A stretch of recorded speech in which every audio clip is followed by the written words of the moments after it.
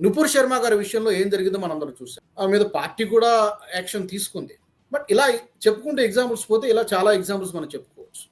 అంటే మొత్తం ఒక రూల్ ఉన్నప్పుడు దేశం మొత్తం అన్ని మతాల వారికి ఒకటేలాగా వర్తించాలి. సుప్రీంకోర్టు అనేది అత్యున్నత న్యాయస్థానం. అందరికీ ఒకటే న్యాయం ఉండాలి. ఒక మతానికి ఒక న్యాయము, ఇంకో మతానికి ఇంకో న్యాయం ఉండకూడదు.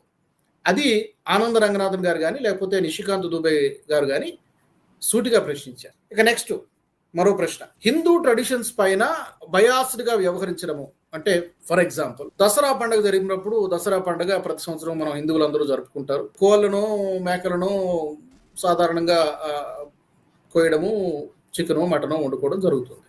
ఓకే, దీని మీద ఆంక్షలు ఉన్నప్పుడు ఈద్ పండుగ ముస్లింలు జరుపుకుంటారు. పెద్ద ఎత్తున ఆవులను లేదా గేదెలను కబేలాలకు తరలించడం ఏది చట్టపరంగా